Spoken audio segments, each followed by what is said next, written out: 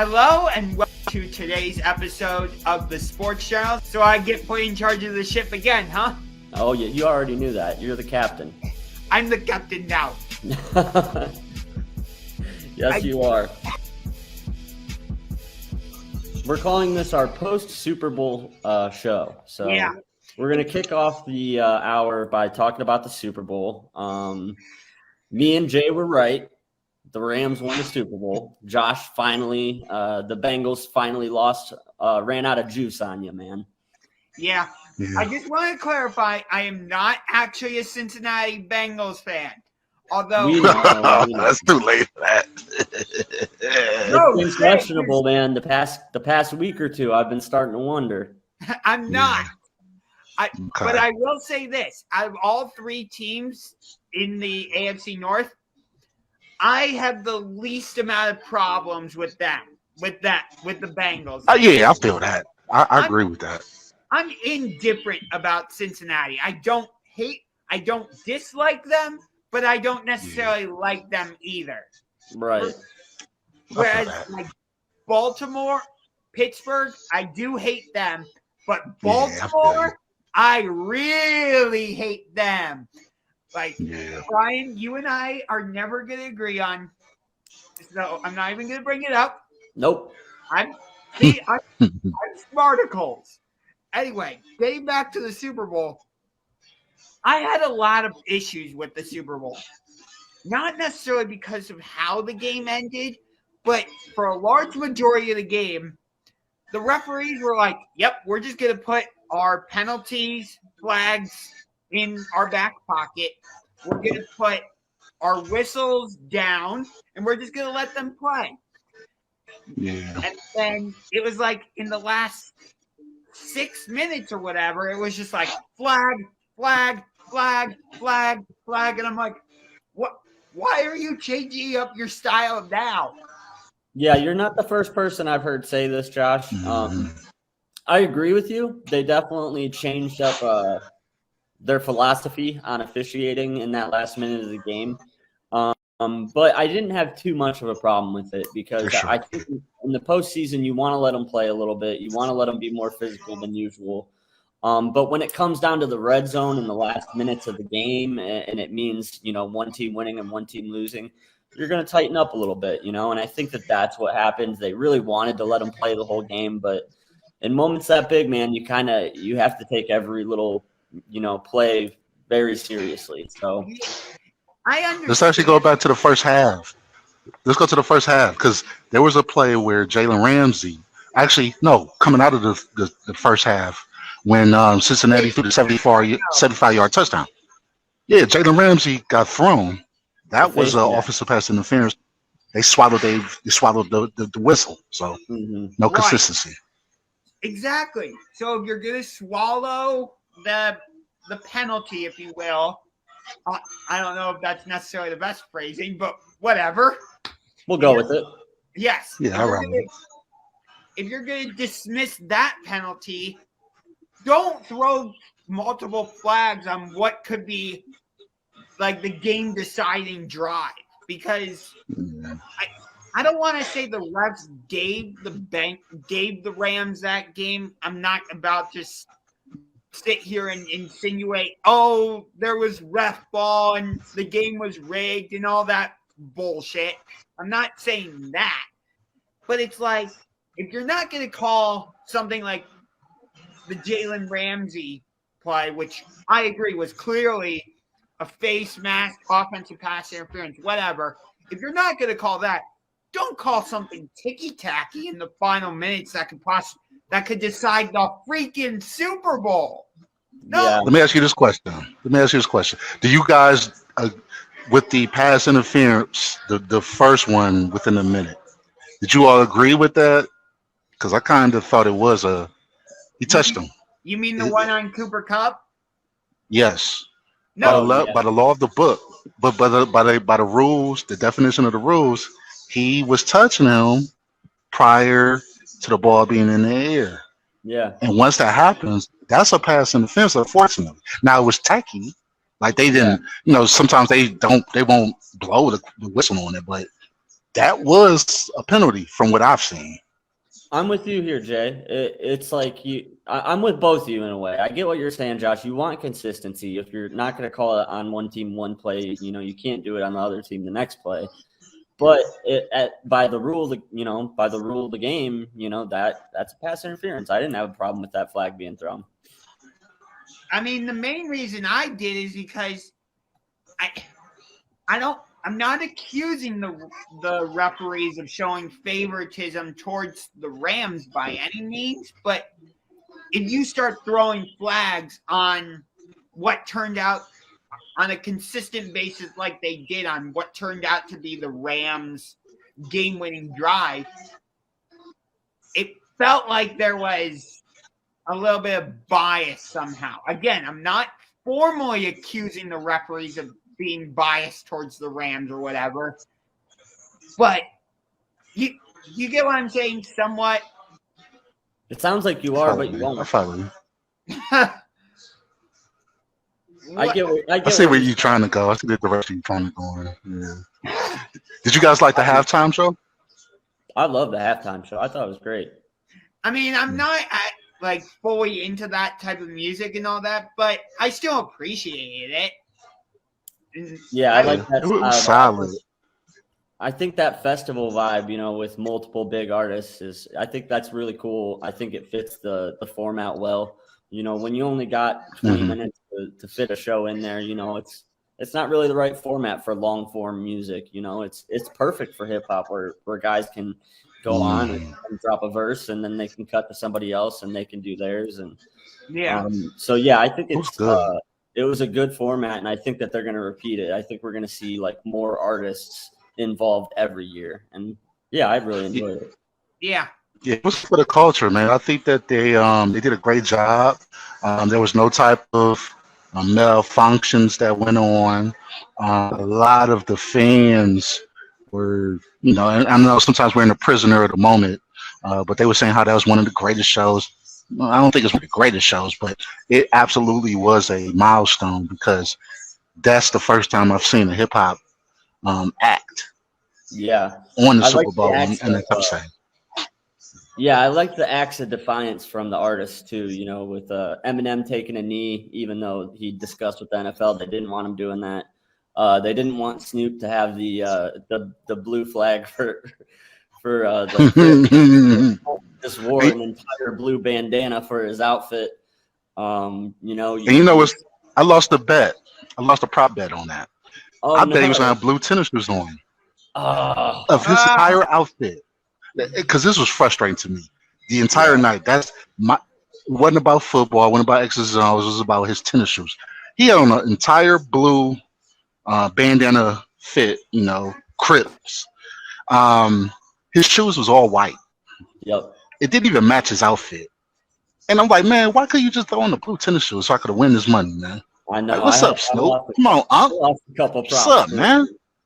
Cost some money on that. I was upset with Mickey Guyton for going long on the national anthem. I had the I felt like she's a country artist. She's gonna stick close to the regular rendition, and she really stretched some of those those notes out, man. And so I lost myself a prop better too that night too. What the heck was up with The Rock doing the team the introduction things at the beginning? That was so weird. It was bizarre. It was bizarre. Yeah, it was bizarre. Like, we had already done team introductions and all that, and they're about to kick it off, and it's like, oh, here's Dwayne The Rock Johnson. It's like, wait, what?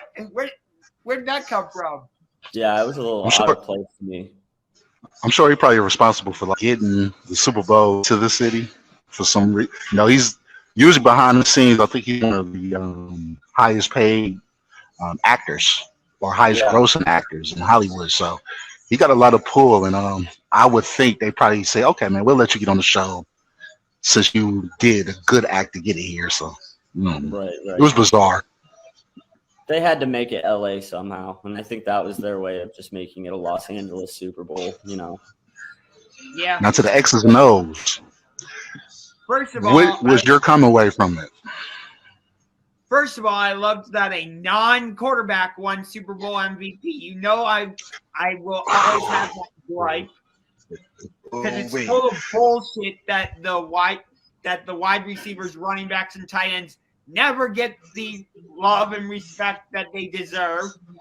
So I loved that. I don't even deserved it. What? I think Aaron Donald did. Oh yeah, Aaron Donald. And I remember last show, Bryan, you sold me on this. I'm like, you know what? I think I'm gonna go ahead and I'm gonna bet on Aaron Donald being MVP. Yeah, He disrupted the game. Like, if we really want to be candid about this, right? Cooper Kupp, prior to the last drive, he only had like 47 yards or something. yeah, he only finished. He with didn't have a 19 spectacular yards, so game.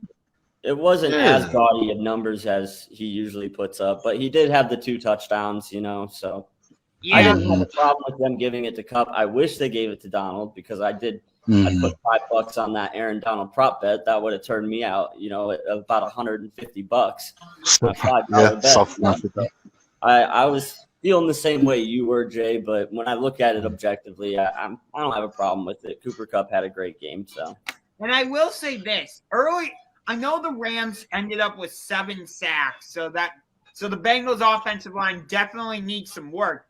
But early on, their offensive line was doing well against that Rams team. It didn't seem like Aaron Donald was really doing anything. At least, I would say, to the melee. Yeah, it took a while for the Rams pass attack to get going, but once they did, they were unstoppable. Yeah, and they came up big too. That how many times have we seen Burrow with the ball in his hands, in a position like that, win a game, and the Rams defense, 3 and out, wasn't it? It was 3 and out, I believe, on that last drive.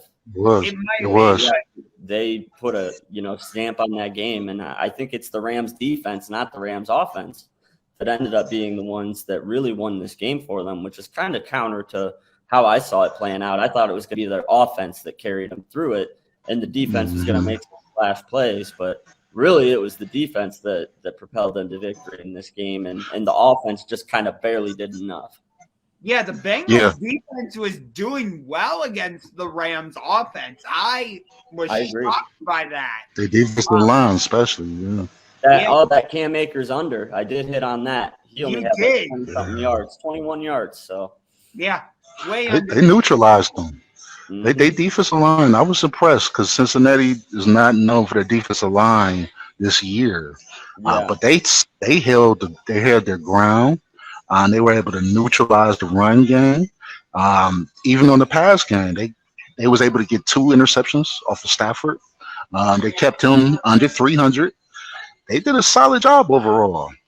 Offensively, offensively was, especially that final drive. I don't understand why Joe Mixon wasn't in the game. Yeah,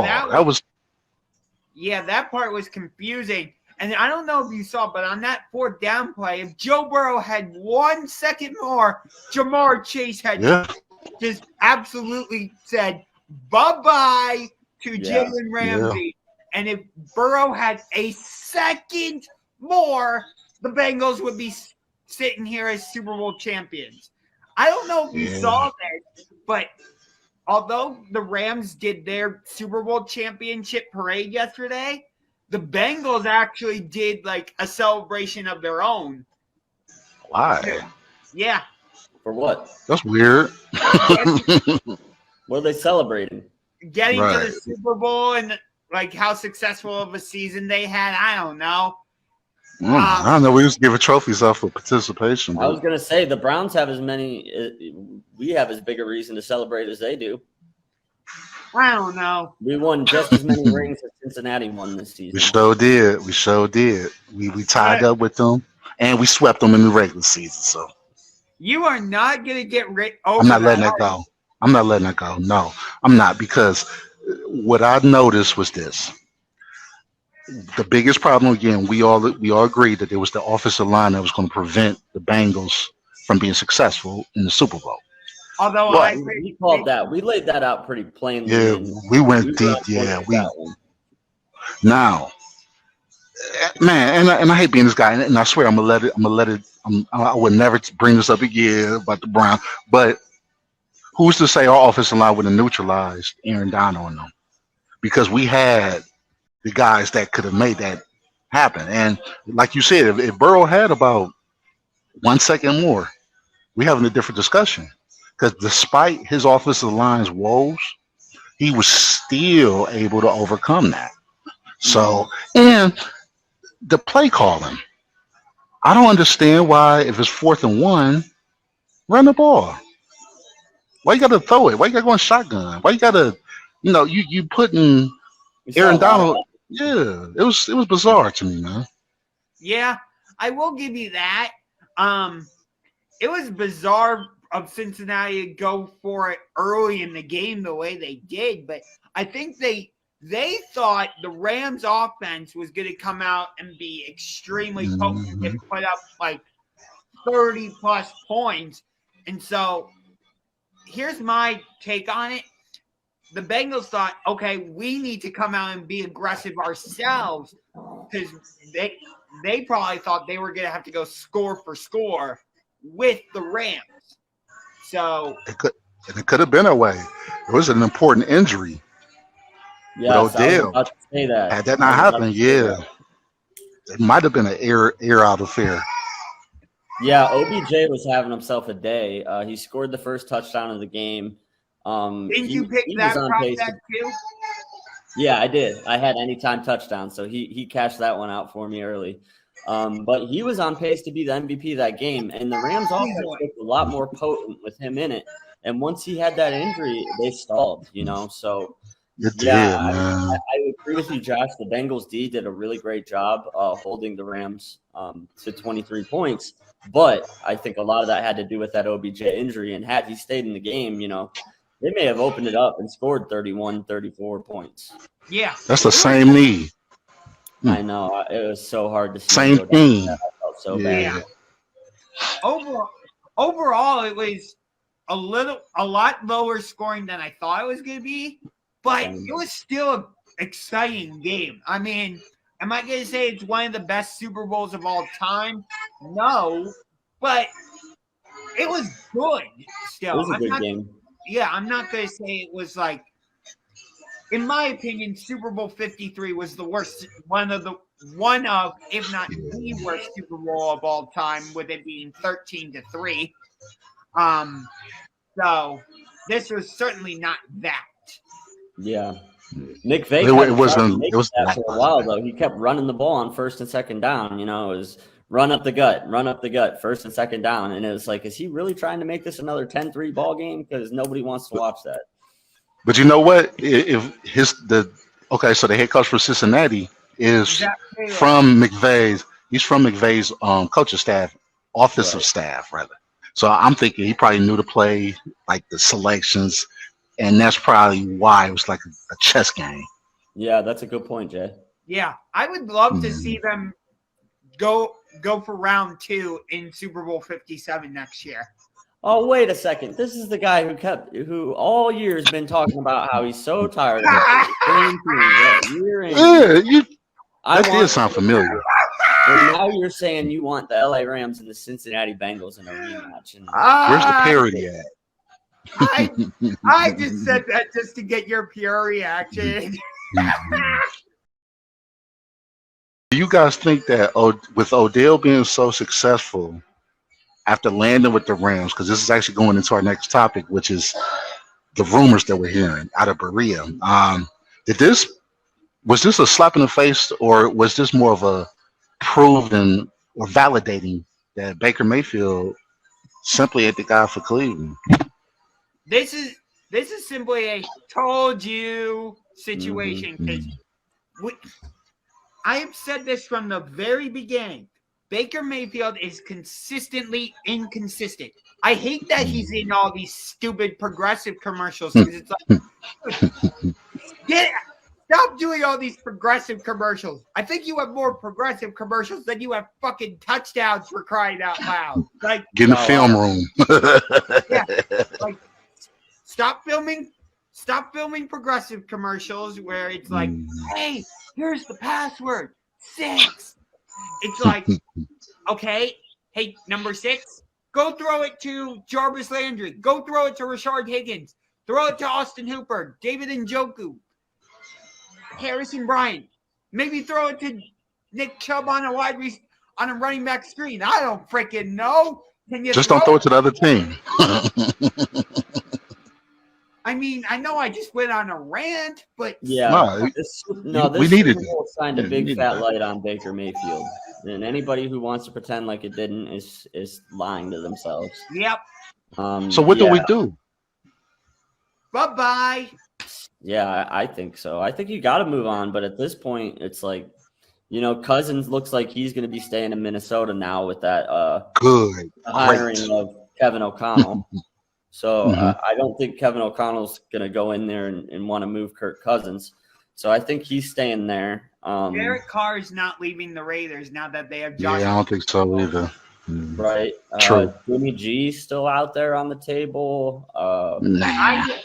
I don't want Deshaun Watson. I know what type of quarterback he is, but I just don't want, even if all these allegations and stuff get figured out, I still don't want all the baggage and drama. I don't want that type of stuff. No thanks. I just want to win, honestly. I just want to win, baby. Yeah, at the end of the day. I think that I got a wish list. Okay, I got a top 3 wish list. Deshaun Watson, of course, is at the top of that list. Second, there's a lot of problems, a lot of drama going on in Arizona. And, hey, it just seemed like, if he's unhappy and we're unhappy with our situation, because he's more athletic, now we can do his RPOs. He makes smarter decisions than Baker do. He's better than Baker. He's better than Baker. I don't know if we want to go from one short Oklahoma quarterback to another short Oklahoma quarterback. We kind of have played that experiment out a little bit with Baker. But I agree with you, though. I would 100% rather have Kyler Murray starting than Baker Mayfield. So, but this leads me to my I was going to say, this leads me to my final of my wish list. Oh, I think hear me out. Hear me out before, because it's going to create a lot of ruckus. Carson Wentz. Now, before you start, because I know you're ready. Let's look at the good. Give him a chance, Josh. At least hear what just hear my sales pitch. He had a great season last year.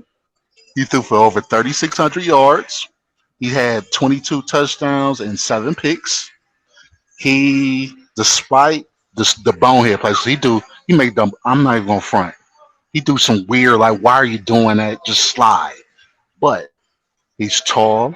He's athletic. He could play in the AFC North. It's rumors that the Colts are probably going to go part ways with him.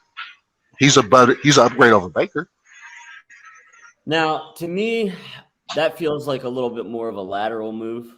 I think so? He's about, I put him about on the same tier as Baker. But he definitely had better moments last year than Baker had. Because there were a couple games where Wentz, you're right, Jay, he put up some good numbers. He didn't turn the ball over, and they won the game. And let's be honest, for a while, we thought the Colts were going to waltz their way into the postseason before they kind of hit that brick wall at the end of the year. So I get where you're coming from, but I'm gonna pass on the Carson Wentz. Nicely pass. Yeah, I'll just pass politely on that one. I think I made my feelings quite known when you brought up the name Carson. That guy. He doesn't even deserve to have his name said. He not good. He not good. Sorry, but he not good. Ouch. I want Kenny Pickett. I'd say if we're not going to be able to get one of the top free agents, if we can't pull a guy like Rodgers or a guy like Russell Wilson or somebody who can really change the franchise, then let's go all in. Let's draft another big quarterback and start over. Yeah, I thought after you said Kyler and the way you were setting things up, I thought you were about to say Russell Wilson. Yeah, it just don't feel like that Seattle's gonna part ways with him. At first, I thought he was unhappy there, and the organization was unhappy with him. but it just seemed like that's starting to become a wish Yeah. versus the realistic chances, which is either being able to land Kyler, either being able to land Deshaun Watson, or my guy. It's and I know I know he's turnover prone, but he's changed that around. Our offense is designed for him not to throw turnovers. It just simply is, and he can run the ball, man. So I understand, man. It's a lot. Anytime I even mention that, I get shot down, but it was worth a try. Absolutely not. Well, I mean, I think this speaks volumes about the magnitude of the problem that Cleveland has at the quarterback position. I mean, like when you're starting to throw out names like that and doing research and trying to justify like who, and honestly, everybody you've mentioned is better than Baker. So I don't know if Carson Wentz is totally better than Baker. He's better than him for sure. He got the better attributes. You're gonna have to convince me on that one because I don't fully see. He's definitely physically better than Baker. He's built better than Baker. He's not. He got more upside. Yeah. He's still young. He's still young, man. Yeah, he's for a veteran in the league. He's not that old. You're right, especially for a quarterback. Yeah, but here's the thing: we saw how his career finished in Philadelphia, and then he went to the Colts where he was paired up with Frank Reich, who everybody was saying, "Oh, he's back with Frank Reich where he had his best season and all this and that." And that was true, though. It didn't work out. It ended up not working out for the Colts. Yeah. Well, we saw how, part of the problem here is that like everybody's looking at how good the Jared Goff swap went for the Rams right now. And I think that like everybody's kind of going with some recency bias and assuming that like everybody can make that happen now. Like, it's not easy to go out and get a Matt Stafford like LA did last year. Like he was a diamond in the rough. It was just the perfect situation for them to get him. I don't think there's a Matt Stafford out there for the Browns right now. And that's what part of the problem is that like there's really no clear cut number one option. And that's why we're throwing all these names out there because we have to. We've got to explore all options right now. Yeah. Kid from Houston. Again, if Deshaun Watson didn't have all this legal stuff, I would say, yeah, I do want him. But I just don't want all that drama and the legal situation. I just don't want that stuff. Even if it resulted in a Super Bowl, though? That's the thing, man. You got to sacrifice. You had to tug on that string. I mean, if we're talking because of character issues and distractions, there's some guys on the Browns roster right now that have serious character issues and have done some less than holy things that we can make arguments they shouldn't be on the roster, Yeah. I mean, like, Bryan, I've told you this before. Like, character traits and all that are an important thing to me. So, like, that's what I was saying, Jay. Like guys like that, it's like if you're not okay with a guy like Deshaun Watson, you gotta he ain't even been charged yet. Right. When you gotta be careful where you draw the line because what's okay for one guy, it's Jimmy Haslam. Yeah. Sure, man. All the stuff that guy's been involved in and all of the scandals that surround his family name. So it's just all about sacrifices, man. Everybody's not perfect, but if you have that guy, you can't tell me that if we had Deshaun Watson, you can't tell me that we weren't playing the Rams. And not only was we not playing them, we probably routed them because we neutralized their offensive line, took care of the defensive line. Deshaun Watson, when it came down to making that play, he's gonna make it. Yeah, man, it's tough to say now too because we've got so many question marks at all these other positions too. It's like how much are you willing to give up to go out and get a guy at quarterback? Because we've got guys like Jarvis Landry and some veteran players that they're gonna have to they're either gonna have to pay and extend them or they're gonna have to move on from them. And I think Jarvis might move on.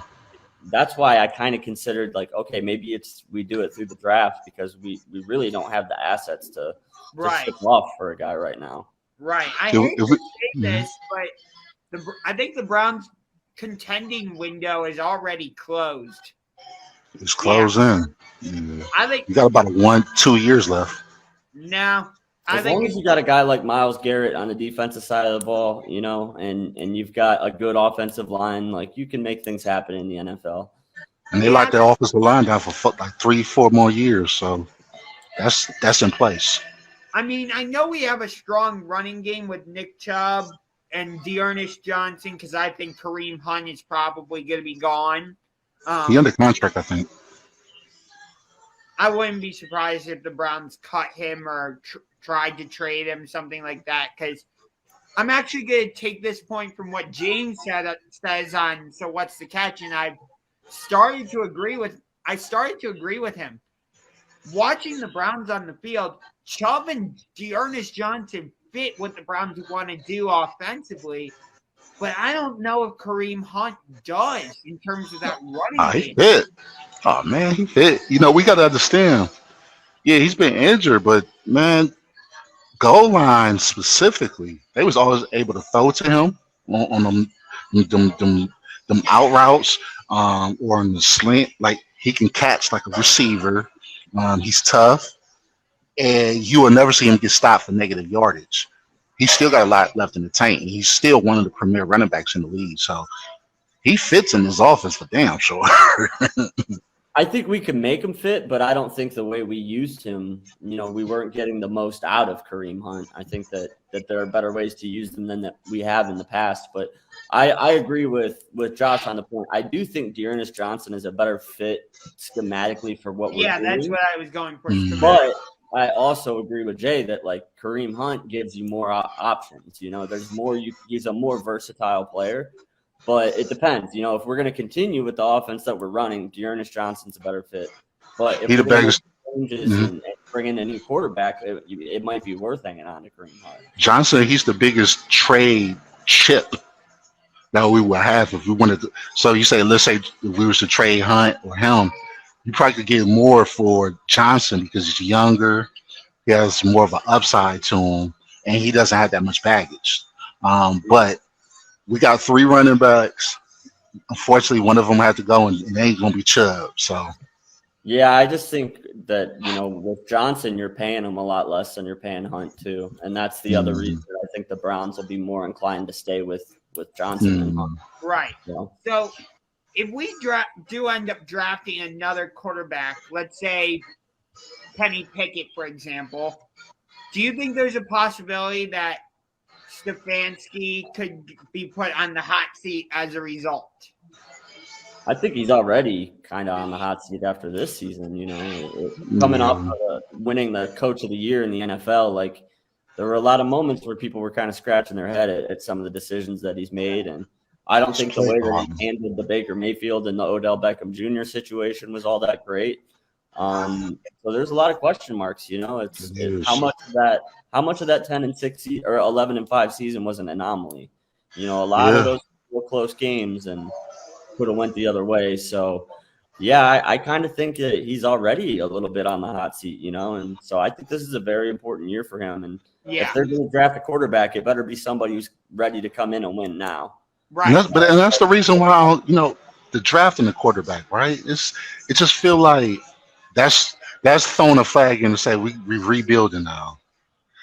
And that's why I think we kind of got to we have to either go through free agency or trade. But I don't think none of these quarterbacks can help our problem from what I've seen. And I watch film on it recently, though, like with guys like guys like Joe Burrow, you know, coming in only in his second real year in the league, you know, having that early success, and guys like Patrick Mahomes had early success. So like guys are having success younger in their careers at quarterback. It's not like when Aaron Rodgers got drafted where you wait 3 or 4 years. So, yeah, if you get one of the top guys, I think you can start them now, and it's not a rebuild. But I agree with you, Jason. If it's anybody that's below the first round, it's a rebuild, you know. So it better be the best guy. If you're going to go for it, you better go for the best guy in the draft. If you get Deshaun Watson, and I'm gonna leave it alone after this, but if you used to get Deshaun Watson, we instantly have the best quarterback in our division. Oh, And I'll leave that there. I'll leave that there. I'd say Burrow better. yeah, I would say Like, Joe Burrow. As of right now, just without Watson being on the field recently. But if he comes in and plays like he was before all this stuff happened, then there's a good argument there. Yeah, Hell yeah. You can He's make a definitely a good top 5 argument. quarterback when he's healthy and he's in the league. Yeah. Oh yeah. Clutch. 100%. Like, he's shown how well he can play. He bailed out Bill O'Brien. Look how bad Houston was without him too, Yeah. Yeah, man. I think we got we get him, we make that move. We have the best quarterback in our division. We get Kyler, we probably got the second best. Just And saying. if we get Carson Wentz, we have. I'm If we gonna be get quiet. If we get Carson Wentz, we have idea what the Steelers do. We have either the third or the fourth best quarterback in the division. Now we're playing, but don't let the Steelers get him. I think this Because- get Garoppolo for some reason. I just think that's going to be where Garoppolo lands. I would hope they do because they get Wentz, we're doomed. Ooh, Next topic. I would love Hey, I wouldn't have a problem with Wentz. no, I don't want not letting you off the hook with that one. You, Man, they get Wentz. Wentz will fit their whole like. I don't want to see Wentz. now I need an explanation. Not quite. I'm not letting you off the hook. Because no, I understand, and I deserve it, rightfully so. Again, his body style, his prototype, he's fast. He is what you are trying to get a quarterback or the ideal prototype quarterback for the AFC North. That's him, and he's tough. Now, do he make the smartest decisions? Hell no, he doesn't. I get that, Right. but he's tough, and he always gives a full effort. I just don't want the Steelers to get him. He's also injury prone, though. The guy's made of glass. He's never played a full season in his career. That's like part of the problem with Wentz, too, that scares me. Yeah, he's like that character from SpongeBob where he looks like a freaking mummy, and it's like, I have glass bones. You know which character I'm talking about. Sure, of course we do. Okay. I'm not hip to SpongeBob, but I feel you. So Cavs really hit a speed bump their last couple games, headed into the All-Star break. Yeah, they've just been I don't know what it is with this team and giving up early leads and having these terrible defensive efforts in the first quarter, but it's starting to come back to bite them. The 76ers had 36 in the first quarter. The Hawks had 34 in the first quarter. Trae Young killed us. Before that, the Spurs had 30 points in the first quarter. We ended up winning that game, but even the Pacers, they gave up 27 to them in the first quarter. We're down 27-12. So Kids. defensively have been like really bad for the first quarter coming out of the gate in these games. But yeah, I think that the All-Star break's coming at the right time for us because thanks, Josh. That guy. Yeah, cool. The any kids, thoughts though. you were talking about, or did you not hear any of it? No, I heard 100% what you were talking about, actually. Well, There's what's your your- thought? You're 100% right, and it's concerning considering when you look at the month of March, we're basically only playing contenders. Like, when I look at their schedule for the month of March, the only two non-playoff teams we face are Detroit and Orlando. Other than that, you got Charlotte, Philadelphia. Well, actually, no. Indiana's also a non-playoff team. But for the playoff teams, you got Charlotte, Philadelphia, Toronto, Miami, Chicago, Clippers, 76ers again, Nuggets, Lakers, at Raptors, Bulls, Mavericks, and then the Hawks. Nice. Yeah, it's about to get tough, man. That's what I've been trying to tell you. The real NBA season starts after the All-Star break, man. Especially for this Cavs team. We're going to learn a lot about them in March. Yeah. Yeah, and we're starting to learn that. Well, we're not learning; we're just being reminded about the youthfulness. I think part of the reason why these teams are coming out the gate scoring on us, it takes kids a while to understand and get it and know the severity of certain situations because they have to experience it. And I believe that once they've, kind of get a feel for the team, they're able to adapt to it. And then by fourth quarter, the team we're going against probably shooting close to like 30% or so because Mhm. they ramp it up. But the kids, and this is part of the growing pains. Yeah. I will say this. I get a little overhyped on them at the beginning? Maybe a little bit, yeah. Let me just say this. I never predicted them to like go to the NBA finals or go to the Eastern Conference finals. Obviously, I'm not that crazy. They're not ready for that yet. Do I think they're gonna stay in the top 3 of the Eastern Conference? No, not with how Philadelphia is going to eventually look with James Harden. Not with how Brooklyn is going to eventually look with Ben Simmons. Mm. Miami isn't going anywhere. But do Mhm. I think the Cavs can stay in that top 6 and avoid the play-in tournament? Yeah. But that Who doesn't you? mean, huh? I was gonna say who you think got the best of the trade with the James Harden, Ben Simmons swap. Brooklyn by a landslide. Because they got Simmons, who he doesn't have to be a scorer now. Now that he's with part-timer Kyrie Irving and Kevin Durant when he does get back. And then they got another shooter out there in Seth Curry. He's a Curry, so he can shoot. And then they picked up much needed size in Andre Drummond. and Drummond. I think both teams really I think both teams won the trade in their own way, but to me it's Philadelphia. I disagree with you. I think getting James Harden is a way bigger addition because Ben Simmons was already out for them. He hasn't contributed to that team this season at all. So, they got better overnight immediately by adding a guy like James Harden. Whereas, the Brooklyn Nets, it's going to take a while for Simmons to gel over there and fit into that system. And we haven't seen what he's, capable of yet coming in cold. He's been not playing for how long. So to me, I disagree. I do think that the Nets got better. I think it's a good situation for them. But I think that Philadelphia wins the trade when they added Harden, in my opinion. No, I thought they did too. At first I did, but from my show, Men Analytics as usual, one of the hosts, he kind of sold me on the Nets winning, and what he was able to basically indicate was they filled all their holes. They filled their size hole, What I Yeah. just said. spot up shooter. Yep. Simmons is gonna be Simmons, so just need him to dribble and facilitate. But you got whenever Kyrie plays, and it seemed like Adam Silver is starting to, the league might adapt their rules for New York, but that's another discussion. But Right. it seemed like the Nets got a more complete team now than the Sixers do. Now, Sixers is on a whole nother level because Embiid, man, I mean, when we went against them, we got 7-foot guys, but he like a real 7-foot guy.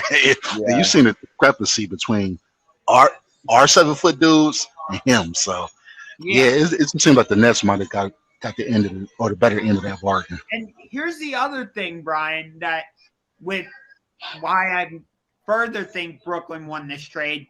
Think about it on the defensive end. Ben Simmons who can Ben Simmons guard for Philadelphia? He can take Tobias Harris. He can take James Harden. When Philadelphia or when Brooklyn goes up against Milwaukee, Giannis is 6'11". Guess what? Ben Simmons is 6'10", so he can guard. He don't want that smoke. He don't want that smoke. I feel you. He can guard Giannis to an extent.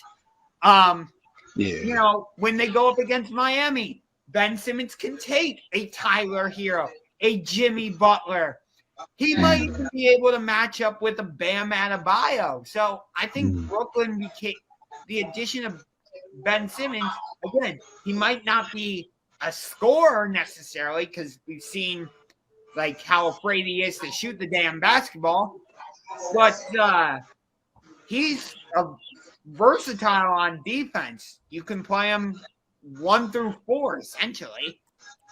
I agree with you there. He's definitely, night and day better defender than James Harden. Harden basically gives you nothing on the defensive end. So, Exactly. yeah, I agree with you there. I think the Nets got better this trade. I'm not saying that the Nets lost the trade or giving them a bad grade on the trade. I just think that James Harden is still one of the best players. I mean, to me, he's a top 75 NBA guy to me, like James Harden. And I think when you're a team like Philly who's not getting any production whatsoever out of Ben Simmons, to me, they added more than the Nets added, but they both won the trade. So I'm with you, Josh. I think they got a lot better. They definitely shored up some holes. And I think come postseason time, the Nets are built way better to make a run now than they were before the move. Yeah. Totally agree. So we got All-Star game here, and I'm actually going to be at a large majority of All-Star game stuff. Nasty. I'm going to be at Rising Stars, and then All-Star Saturday night. And then, Brian, you and I are going to be at the Charge G League Ignite game on Sunday. Yeah, that's going to be awesome. You'll be there also. Who's in the dunk contest this year? It's Cole. I'm going to be working. It's Cole Anthony of the Orlando Magic, and I don't remember who the other participants are. Now, let me look. Cole Anthony might win that. Yeah. They should have. John Morant should have. I don't see why he shouldn't. Why you got that? Once you under your first couple of years, get it out the way. Like Jordan did. I wish more people want. Dominique, get it right. The job. Okay. But then it's like the creativity. Yeah. It ran out. Like, what all can you do? So it's Jalen Green, Obi Toppin, Juan Toscano Anderson, and Cole Anthony. I changed my answer. Jalen Green might get that one. Yeah. Let me ask you guys this. What would you think about because there's a lot of good dunkers out there not in the NBA. Like, what do you think about trying to spice up the dunk contest by doing pros versus non-NBA players? I don't know if you guys follow any of the dunkers on YouTube, like Jordan Kilgannon.